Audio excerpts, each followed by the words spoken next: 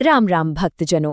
आज हम बात करेंगे शनिवार व्रत की उस पावन कथा की जिसे सुनते ही सारे कष्ट दूर हो जाते हैं। जी हाँ, न्याय के देवता शनि महाराज और उज्जैन के प्रतापी राजा विक्रमादित्य का वो प्रसंग जो हमें बहुत कुछ सिखाता है। तो बिना समय गवाए सीधे इस चमत्कारी कथा की ओर बढ़ते हैं और प्रभु का स्मरण करते हैं। अब कथा शुरू करने से पहले ये जानना जरूरी है कि प्रभु की पूजा में आखिर क्या क्या लगता है। देखिए, शनिदेव को काले रंग की वस्तुएं बड़ी प्रिय हैं, इसलिए पूजा में काला तिल, काला कपड़ा, सरसों का तेल और उड़द की दाल का होना बहुत जरूरी है। और हाँ, इस दिन शनि स्तोत्र का पाठ भी किया जाता है, जिससे उनकी कृपा बहुत जल्दी प्राप्त होती है। तो भाई, ये पूरी कथा शुरू कहाँ से होती है? एक बहुत बड़े सवाल से कि आखिर 9 ग्रहों में सबसे बड़ा कौन है। एक बार सूर्य, चंद्रमा, मंगल, बुध, बृहस्पति, शुक्र, शनि, राहु और केतु, इन सभी ग्रहों में आपस में ठन गई। हर कोई बस यही कह रहा था कि मैं सबसे शक्तिशाली हूं।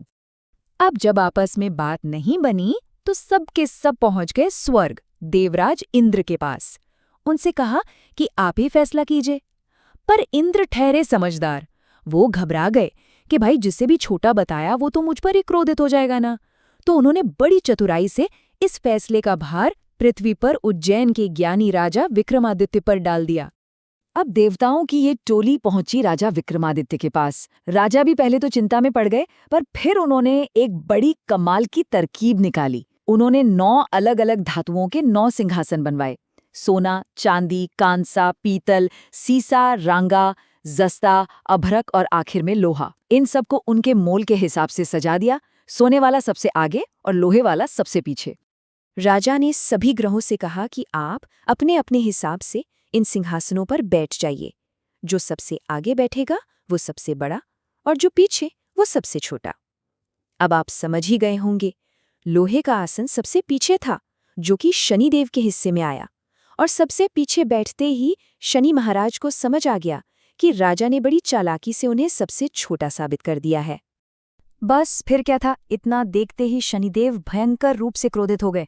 वो अपने आसन से उठे और राजा को चेतावनी देते हुए बोले, राजा, तू मेरे पराक्रम को नहीं जानता। सोचिए, शनिदेव का क्रोध। बाकी ग्रह तो अपने अपना स्थान पाकर खुशी खुशी लौट गए, पर शनि महाराज वहां से बड़े ही क्रोध में निकले।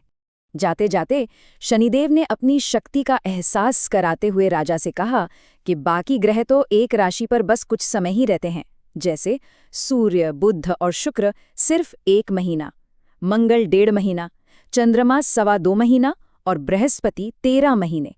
पर मैं भगवान शनि एक राशि पर पूरे 2.5 साल या 7.5 साल तक रहता हूँ।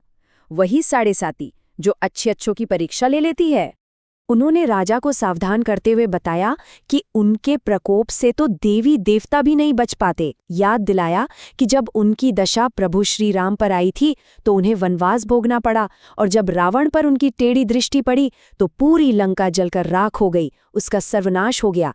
अंत में उन्होंने कहा, हे राजा, अब तुम सावधान रहना। राजा ने भी सोच लिया कि जो भाग्य में लिखा होगा वो तो होकर रहेगा। पर कुछ समय बाद जब राजा विक्रमादित्य पर सच में शनि की 7.5 शुरू हुई तो शनि महाराज खुद माया रचकर घोड़ों के एक व्यापारी के रूप में उनके राज्य में आ गए। राजा को एक घोड़ा बहुत पसंद आया। वो उसे आजमाने जैसे ही पीठ पर बैठे, घोड़ा हवा से बातें करने लगा और एक घने अनजान जंगल में राजा को छोड़कर गायब हो गया। सोचिए, वो महान राजा विक्रमादित्य अब उस बीहड़ जंगल में बिल्कुल अकेले थे। ना कोई सिपाही, ना कोई रथ। भूख प्यास से तड़पते हुए राजा को एक ग्वाला दिखा। प्यास इतनी भयानक थी कि एक घूंट पानी के बदले उस चक्रवर्ती सम्राट को अपनी कीमती शाही अंगूठी उस ग्वाले को देनी पड़ गई।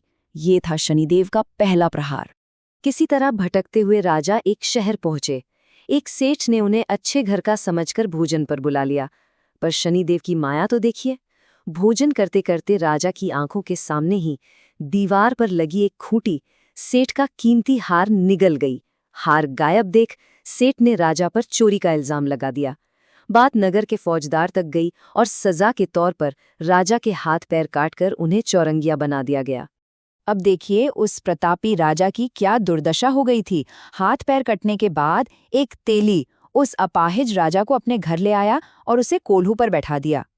वो बिना हाथ पैर का चौरंगिया राजा अब दिन रात केवल अपनी आवाज से बैलों को हाँकता रहता था। शनिदेव के क्रोध ने एक सम्राट को एक मामूली कोल्हू हाँकने वाला बना दिया था। लेकिन कहते हैं ना, हर काली रात के बाद सवेरा जरूर आता है। जब राजा की शनि दशा खत्म होने का समय आया, तब वर्षा ऋतु चल रही थी। एक रात कोल्हू पर बैठे बैठे राजा ने बहुत ही मीठे स्वर में मल्हार राग गाना शुरू किया।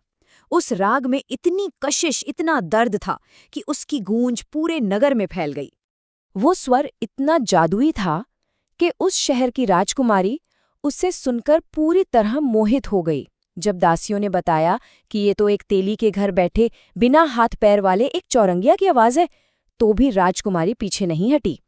उसने उसी पल अटल प्रण ले लिया कि चाहे कुछ भी हो जाए, मैं इसी चौरंगिया से ही विवाह करूंगी।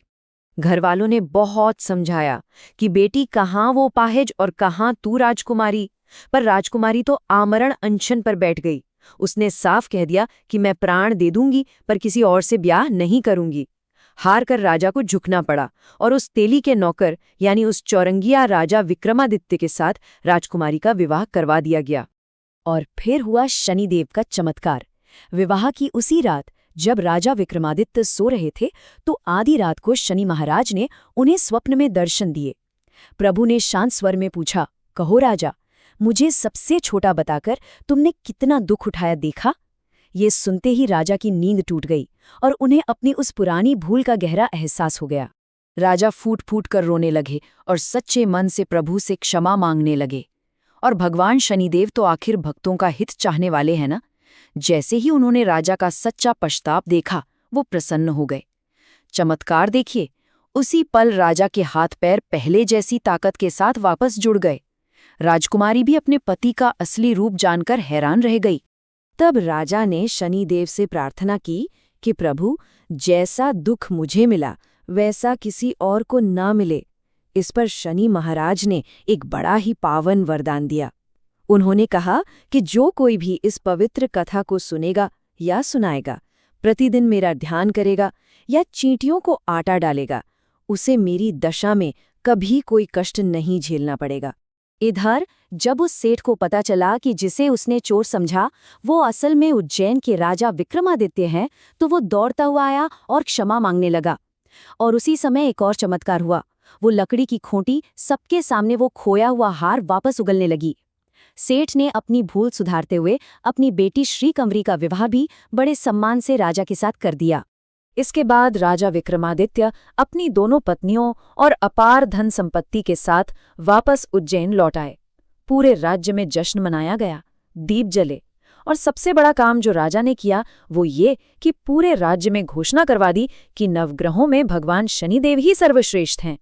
और बस उसी दिन से शनिवार के इस व्रत और कथा की शुरुआत हुई। अब कथा पूर्ण होने पर आरती का बड़ा महत्व है, तो चलिए पूरे भक्ति भाव से प्रभु की आरती गाते हैं। जय जय श्री शनिदेव भक्तन हितकारी, जय जय श्री शनिदेव भक्तन हितकारी। सूरज के पुत्र प्रभु छाया महतारी, सूरज के पुत्र प्रभु छाया महतारी। उनका वो अद्भुत और भव्य रूप, श्याम अंक वक्र दृष्टि चतुर्भुजाधारी, श्याम अंक वक्र दृष्टि चतुर्भुजाधारी। नीलांबर धारनाथ गज के असवारी, नीलांबर धारनाथ गज के असवारी। जय जय श्री शनिदेव भक्तन हितकारी, जय जय श्री शनिदेव भक्तन हितकारी। प्रभु के सुंदर श्रृंगार का स्मरण करते हैं। मुकुट शीश, रजित दीपक है लीला, मुक्तन की माला, गले शोभित बलिहारी, शोभित बलिहारी।